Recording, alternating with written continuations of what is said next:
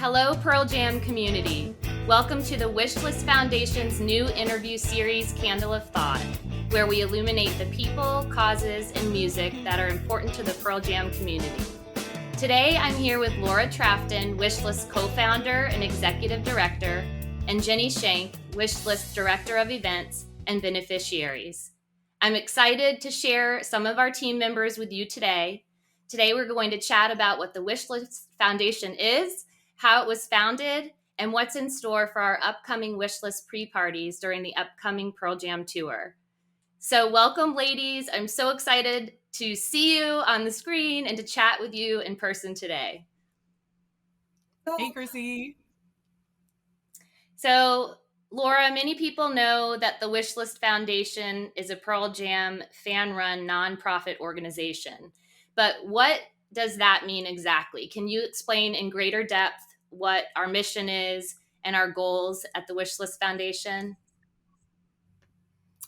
Well, our primary goal is to unite the Pearl Jam fans basically all over the globe to bring people together as a community, and then utilizing the community aspect to raise money and awareness for various nonprofit organizations, 501c3s, and charities that are important to both the band in the form of the Vitalogy Foundation, which is Pearl Jam's own nonprofit organization. They have spotlight charities, as well as like any fans who get involved with us in larger capacities as like an organizer of a pre-party or organizer of a different kind of event like Team McCready.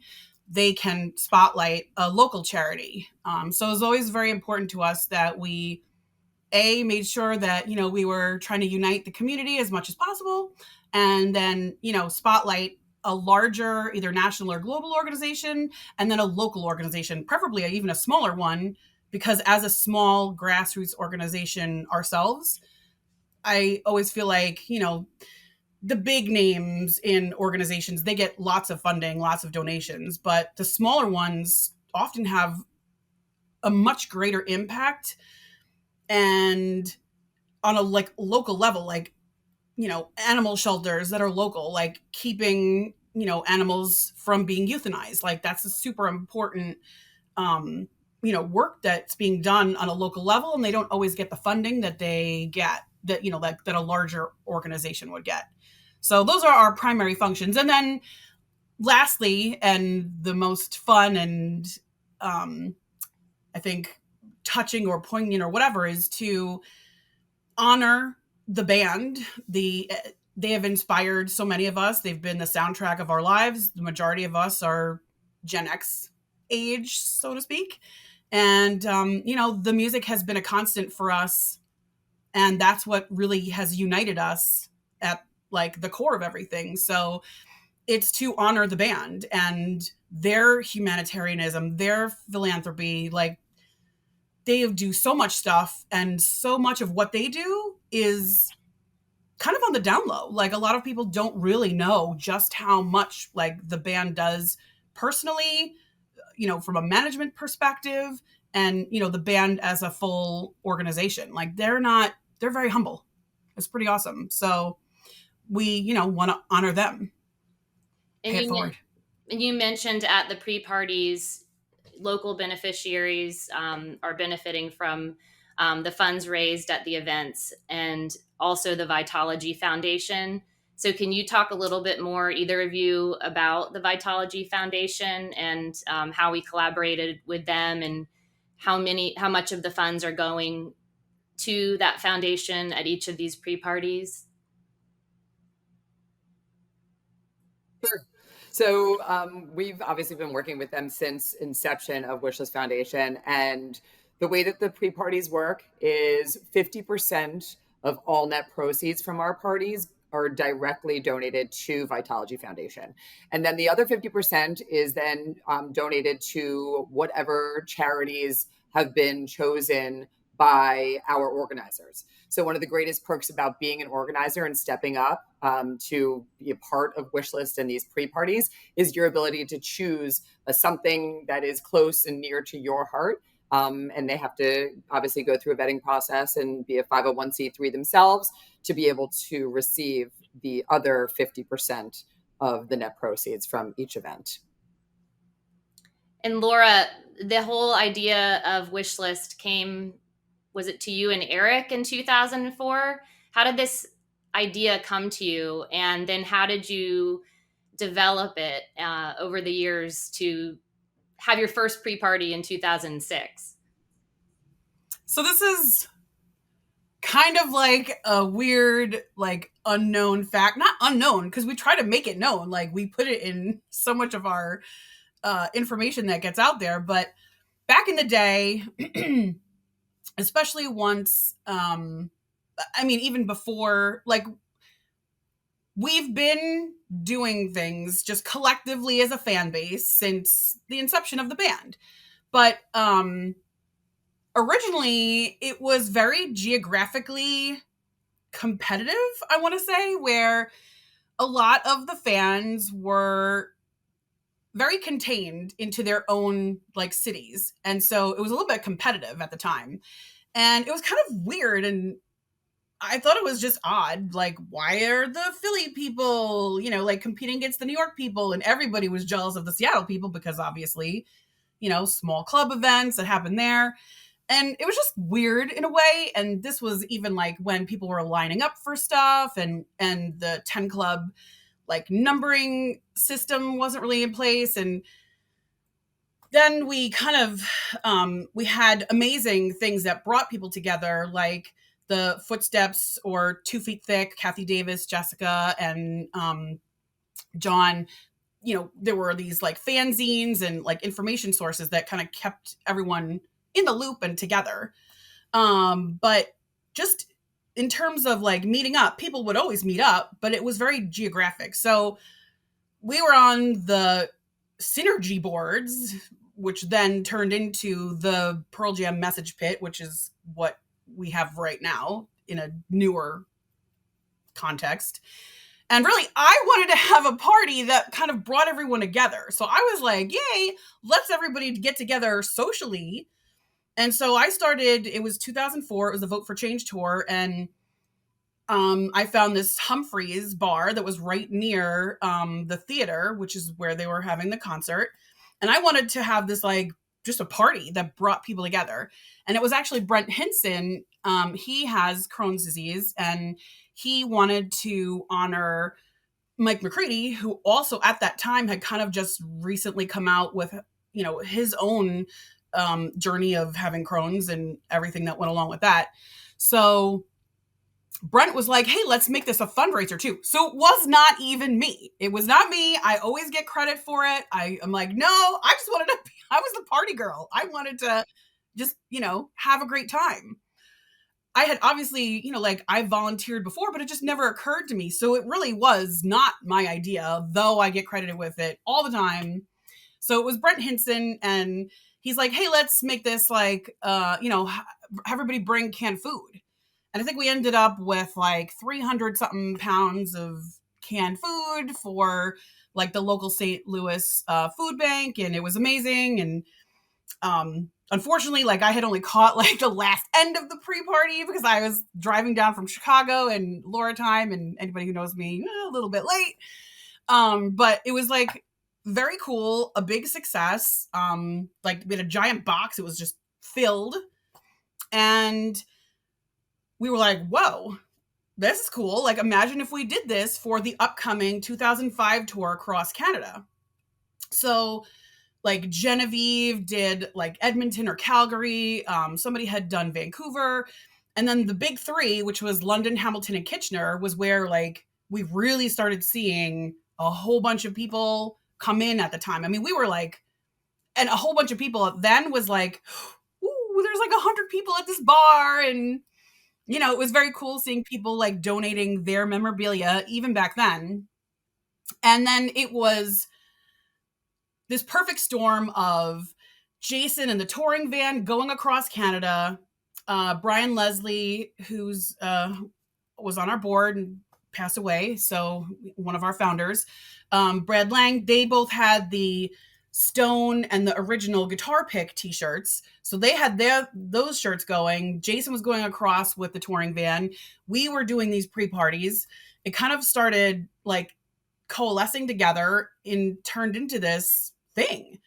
And people had all this money coming in, and we were like, oh, like all these fans are trusting us to accept their donations, especially like in a monetary form. And we're like, all right. So the Canadian tour ended up raising about $15,000 for the Canadian Crohn's and Colitis Foundation. So this was all now very still like kind of Mike centric.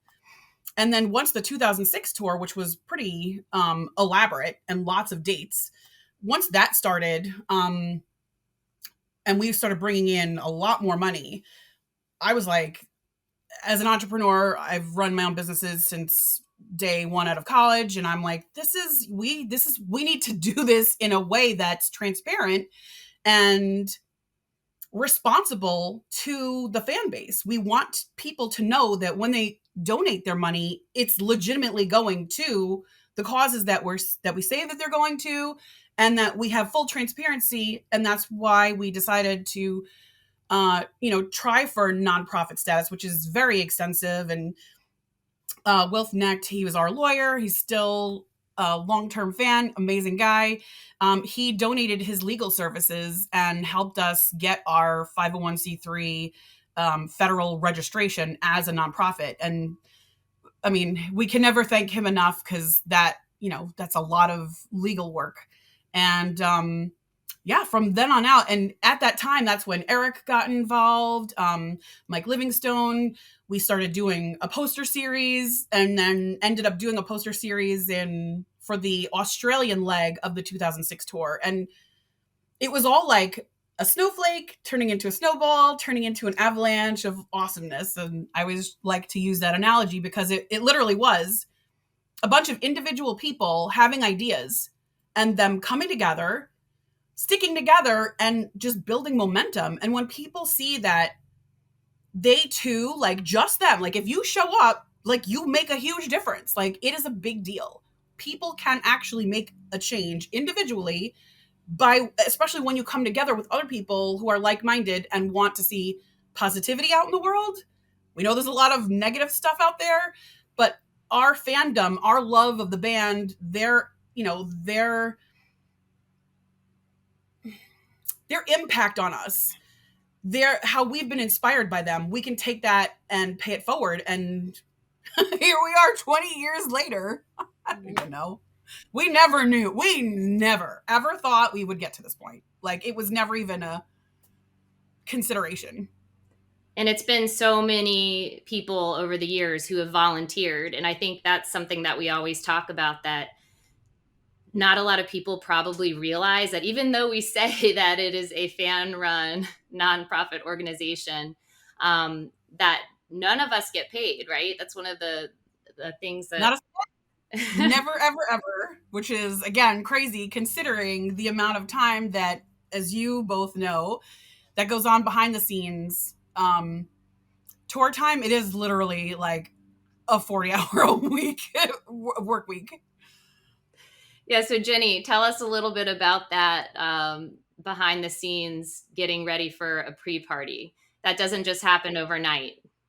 Definitely does not happen overnight, and it takes many, many people to execute. Obviously the first thing that we do is we have to wait until we know when the band is going to be in what cities and the dates and everything like that. So once that's announced, we go out to our fan base and we say, hey, who's going to be around? Who wants to volunteer? Who wants to raise their hand? And the amazing thing about our community is that we have people organizing our events on this particular tour, some of which have never even attended a Wishlist event, but they want to get involved and they're super excited about what we do. And then there's people who have been seasoned and been doing it and organized tons of events for us. So that's really like the beauty of Wishlist, right? We bring all these people together. And I think that a lot of people are like, well, I've never been to a Wishlist party, I can't volunteer. But that's actually, those are the people we want.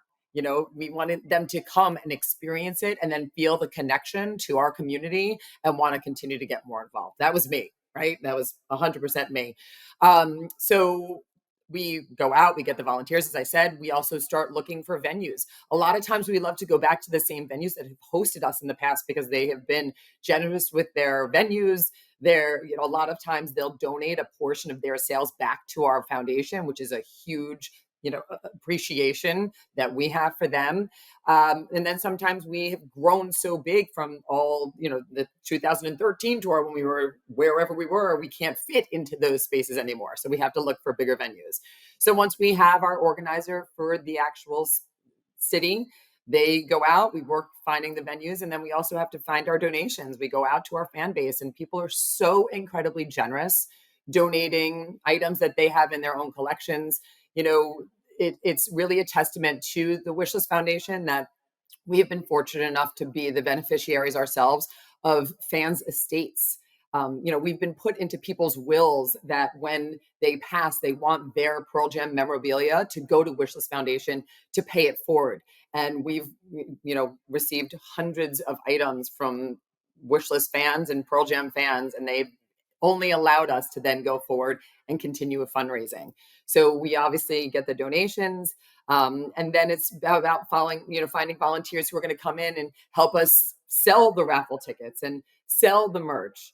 And that's really obviously the way that we are able to fundraise and get the dollars that then go to their beneficiaries. So that's kind of what it is in a very, very small nutshell. But there's a lot of things that happen in between, the creative aspect of it, right? Like, this has been so exciting. We have a new album that we're touring on. So finding the way that we can come up with the visuals, and, I am so not the creative. So everybody on our team really takes ownership on different things. Laura, Branislav, everybody's got these creative minds coming together to, see what the next Wishlist logo is going to be like. And that's really exciting. So we try and take those things and obviously put them in to each of our events that we do by creating city stickers, city specific art, and stuff like that. And if anybody wants to get involved with any of the pre-parties, it shouldn't be something that's daunting. I mean, they can just come after signing up to volunteer and be there for 2 hours and then go and enjoy themselves with their friends, right? It's not something they have to commit to for the entire time before the show, right? Nope, not at all. Well, and to go off of what Jenny was saying, and you, Chrissy, your daytime occupation, we get to teach people who have zero experience in any kind of event planning or fundraising even. Somebody just comes off the street as a fan, and they, sign up to volunteer, and we get to teach them how to do customer service, how to act as a cashier, how to do social media, how to do event planning, how to find and work with, 501c3s. There are so many actual, lived professional experience that people gain through Wishlist. I've written letters of recommendation for people who are job hunting or trying to get, into more professional or higher level education program or something, because we're literally that's what people are learning. They're getting hands-on training. So people are always what do we get? Because people always want to know, and that's a fair thing to say, right? It's obviously the pride and the joy that you get to do this. You're doing this within your happy place, but it's also you're learning a lot of valuable information. And, you're learning leading up to the event, you're learning the day of the event, you're networking within the event. And then, just seeing the fruits of your labor after the tour is over and all of the new friends that you have and everything that you've experienced. I think that is why, as Jenny was saying, people come back, because they realize that, and this I think is just well known among Pearl Jam fans, the show is why we're there, but half of the beauty now is it's like a family reunion. And if you're not yet part of the family, that's where, for anyone who's solo or new, I always say to people, I'm pretty easy to spot with this. If you're solo or an introvert, we're a bunch of extroverts here. Come up to us, be like, hi, I'm traveling solo. We are so happy to introduce you to the people that we know that are going to be equally as welcoming. And so I think that's also part of where that community spirit of bringing people together and, making them feel included and cared about and, like family. Right. Doing good. Yes, while doing good all at the same time. Mm-hmm. So if people want to volunteer, they would email you both at info@wishlistfoundation.org, right? Yep, that works. We also have a link that people can go to that hopefully we can put up on the screen. Okay, great. Yes, because we can definitely use help at all of the pre-parties. Yes, and every Facebook group for each specific city, all that information is there on the Wishlist Foundation main group page on Facebook. We have it there. So, and you'll be seeing it a lot over the next couple of weeks. So. Oh yeah. And we're so excited about this tour. And obviously we've all talked about it. We love the album. But we can't talk about every single pre-party right now. Again, look for on our socials, Instagram, Facebook, for all of the upcoming parties. But I do want to touch on the very first party so we can get people excited about the kickoff. Can you tell us a little bit about Vancouver? Or are we doing something? May the 4th be with you. May the 4th be with you. It's very exciting. I asked if that was planned, and I was told no, it was not planned, but it was a delightful, this just so happens to be this. So there's some Star Wars nerds in the band that are very appreciative of the date. So our first pre-party is going to be in Vancouver. We have 2 amazing people who are organizing it, Linda and Clayton, and it's going to be at the Pint, and it's going to be from 1 p.m. to 6 p.m. And so there'll be raffles being drawn all throughout the day. And, we're excited to see what it's going to be all about. And it's all ages. So anybody can come until 6 p.m. And here's a perfect example. Clay has been an organizer for so long, since back in 2006. And then Linda has never organized. Yep. Yeah. So, it's just a perfect example of how cool things like this come together and, how it just affects people. I don't know. It's just so cool. Well, I'm so excited. I can't wait to see you guys in person and hug you. Thank you so much for your time today. And hopefully we'll be seeing all of you who are listening to this out on tour soon. Thanks, ladies. Thank you, Chrissie. Thank you for everything you do.